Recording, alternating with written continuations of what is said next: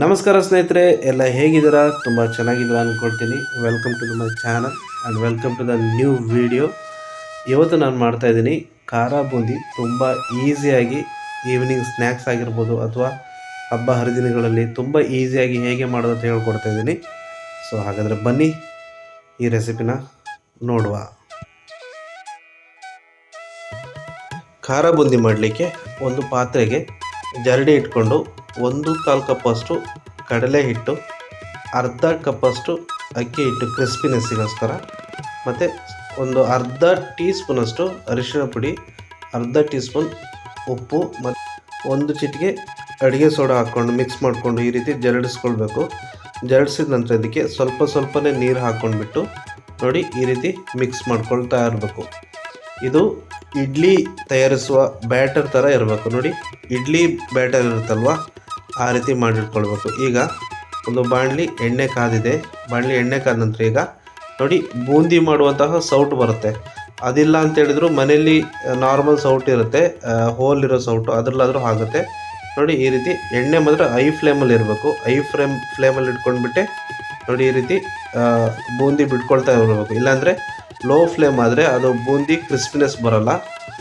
ನೋಡಿ ಈ ರೀತಿ ಕ್ರಿಸ್ಪಿನೆಸ್ ಬಂದ ನಂತರ ಈ ರೀತಿ ಒಂದು ಕಡೆ ಸೈಡಲ್ಲಿ ಎತ್ತಿಟ್ಕೊಳ್ಬೇಕು.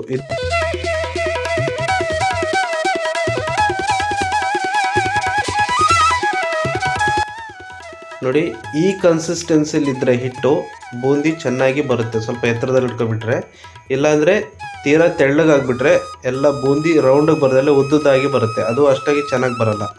ನೋಡಿ ಇದೆಲ್ಲ ನೀಟಾಗಿ ಕ್ರಿಸ್ಪಿನೆಸ್ ಆಗಿ ಬೆಂದಿದೆ. ಈಗ ಒಂದು ಕಡೆ ಸೈಡ್ ಇಟ್ಕೊಳ್ಳೋಣ. ಈಗ ಇದೇ ಎಣ್ಣೆಗೆ ಒಂದು ಹಿಡಿಯಷ್ಟು ನೆಲಗಡಲೆ ಬೀಜ ಹಾಕ್ಕೊಂಡು ಇದನ್ನು ನೀಟಾಗಿ ರೋಸ್ಟ್ ಮಾಡ್ಕೊಳ್ಬೇಕು. ನೋಡಿ ಚೆನ್ನಾಗಿ ರೋಸ್ಟ್ ಆಗಿದೆ. ಇದನ್ನು ಒಂದು ಕಡೆ ಸೈಡಲ್ಲಿ ಎತ್ತಿಟ್ಕೊಳ್ಳೋಣ. ಮತ್ತು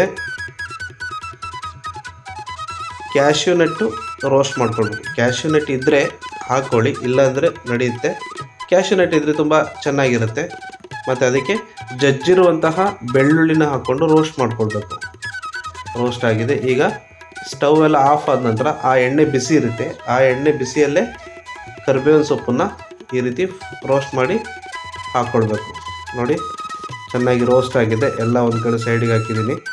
ಈಗ ಇದನ್ನು ಒಂದು ಬೌಲಿಗೆ ಟ್ರಾನ್ಸ್ಫರ್ ಮಾಡಿಬಿಟ್ಟು ಇದಕ್ಕೆ ಸ್ವಲ್ಪ ಅಂದರೆ ಟೇಸ್ಟಿಗೆ ತಕ್ಕಂತೆ ಸ್ವಲ್ಪ ಉಪ್ಪು ಹಾಕ್ಕೊಳ್ಬೇಕು. ಟೇಸ್ಟ್ ನೋಡ್ಕೊಳ್ಳಿ, ಯಾಕಂತ ಹೇಳಿದ್ರೆ ಮೊದಲೇ ನಾವು ಟೇಸ್ಟ್ ನೋಡಿದ್ದೇವೆ, ಅದಕ್ಕೂ ಸ್ವಲ್ಪ ಉಪ್ಪು ಕಮ್ಮಿ ಆಗಿರುತ್ತೆ. ಅದಕ್ಕೆ ಸ್ವಲ್ಪ ಉಪ್ಪು ಮತ್ತು ಅರ್ಧ ಟೀ ಸ್ಪೂನಷ್ಟು ಜೀರಿಗೆ ಪುಡಿ ಮತ್ತು ಅರ್ಧ ಟೀ ಸ್ಪೂನಷ್ಟು ರೆಡ್ ಚಿಲ್ಲಿ ಪೌಡರ್ ಅಂದರೆ ಖಾರ ಪುಡಿ ಹಾಕ್ಕೊಂಡು ನೋಡಿ ಈ ರೀತಿ ನೀಟಾಗಿ ಮಿಕ್ಸ್ ಮಾಡ್ಕೊಂಡ್ಬಿಟ್ರೆ ಸೂಪರಾಗಿರುವ ಟೇಸ್ಟಿಯಾಗಿರುವ ಸ್ನ್ಯಾಕ್ಸು ಬೂಂದಿ, ಖಾರ ಬೂಂದಿ ರೆಡಿ ಆಗಿರುತ್ತೆ. ನೀವು ಹಬ್ಬ ಹರಿದಿನಗಳಲ್ಲಿ ಅಥವಾ ಮನೇಲಿ ಮಾಡಿಟ್ಕೊಂಡ್ರೆ ತುಂಬ ದಿನ ಯೂಸ್ ಬರುತ್ತೆ. ಒಂದು ಟೈಟ್ ಜಾರಿಗೆ ಹಾಕಿಟ್ಕೊಂಡ್ಬಿಟ್ರೆ ನೀವು ಯಾವಾಗ ಬೇಕಾದರೂ ತಿನ್ಬೋದು. ಗಾಯ್ಸ್, ಈ ರೆಸಿಪಿ ನಿಮಗೆ ಇಷ್ಟ ಆಗಿದೆ ಅಂತ ಭಾವಿಸ್ತೀನಿ. ಇಷ್ಟ ಆಗಿದ್ರೆ ಲೈಕ್ ಮಾಡಿ, ಶೇರ್ ಮಾಡಿ, ಮತ್ತು ನನ್ನ ಚಾನಲನ್ನು ತಪ್ಪದೇ ಸಬ್ಸ್ಕ್ರೈಬ್ ಮಾಡಿ. ನೀವು ಸಬ್ಸ್ಕ್ರೈಬ್ ಮಾಡಿ ಸಪೋರ್ಟ್ ಮಾಡೋದ್ರಿಂದ ನಾನು ಮುಂದೆ ಒಳ್ಳೆ ವಿಡಿಯೋ ಅಪ್ಲೋಡ್ ಮಾಡಲಿಕ್ಕೆ ಒಂದು ಒಳ್ಳೆ ಮೋಟಿವೇಶನ್ ಸಿಗುತ್ತೆ. ಸೊ ಇದೇ ರೀತಿ ಮುಂದಿನ ವೀಡಿಯೋದಲ್ಲಿ ಇನ್ನೊಂದು ರೆಸಿಪಿ ಜೊತೆ ನಿಮ್ಮನ್ನು ಭೇಟಿ ಆಗ್ತೀನಿ. ಅಲ್ಲಿವರೆಗೂ ಟೇಕ್ ಕೇರ್, ಬೈ, ಒಳ್ಳೆಯದಾಗಲಿ.